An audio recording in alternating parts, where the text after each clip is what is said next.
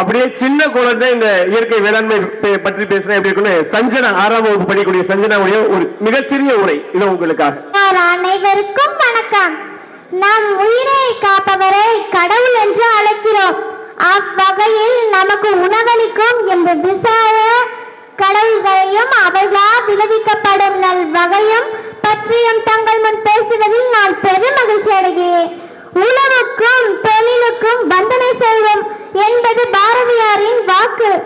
உழவுக்கும் தொழிலுக்கும் வந்தனை செய்வோம் என்பது பாரதியாரின் வாக்கு. அப்படிப்பட்ட உழவு தொழிலின் உயர்நாடியாகவும் மக்களின் முக்கிய உணவாகவும் விளங்குவது நெற்பயிர். ஆதிகாலம் தொட்டே நமது முன்னோர்கள் கருங்குருவை, மாப்பிள்ளை சம்பா, பூங்கார், காளை சம்பா போன்ற ஆயிரக்கணக்கான பாரம்பரிய நெல் வகைகளை இயற்கை முறையில் விளைவித்து ஆரோக்கியமாக வாழ்ந்தார்கள். ஆனால் இன்றைய நவீன காலகட்டத்தில் அதிக விளைச்சல் என்ற ஒற்றை இலக்கை நோக்கி சென்று பல அரிய நெல் வகைகளை நாம் இழந்துவிட்டோம்.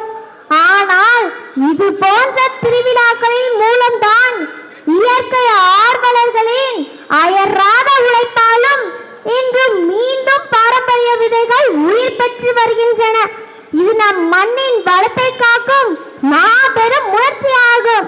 சிறு கவிதை: பச்சை ஆடை உடுத்தி நின்று பார்வையாவும் குளிர செய்து தலையசைக்கும் நெல்மணிகள், தரணியின் பசி தீர்க்கும் அமுதங்கள், மண்ணின் மடியில் முளைத்தெழுந்து மலையின் துளியில் உயிர் கொடுத்து கதிரவன் ஒளியில் கதிர்முதிந்து கண்ணுக்கு விருந்தாய் நிற்குதடி.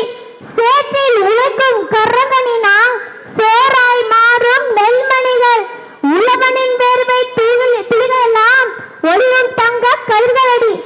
நெஞ்சம் இருந்த நிறைவோடு நெற்கதிர் அறுக்கும் நாள் வரையில் காற்றினில் ஆடும் நெல் வயலே காலத்தின் கொடையாய் வாழியவே என்று நெல்லின் பெருமையை அழகாய் கூறின்றிருந்த கவிதை வரிகள்.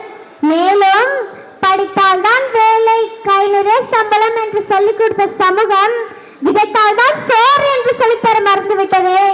எனவே இயற்கையான முறையில் நெல் சாகுபடி செய்வதை வழக்கமாக்கிக் கொள்வோம். நம் சந்ததிக்கு ஆரோக்கியமான உணவையும் வளமான மண்ணையும் விட்டு செல்வோம் என்று கூறி விடை பெறுகிறேன். நன்றி, வணக்கம்.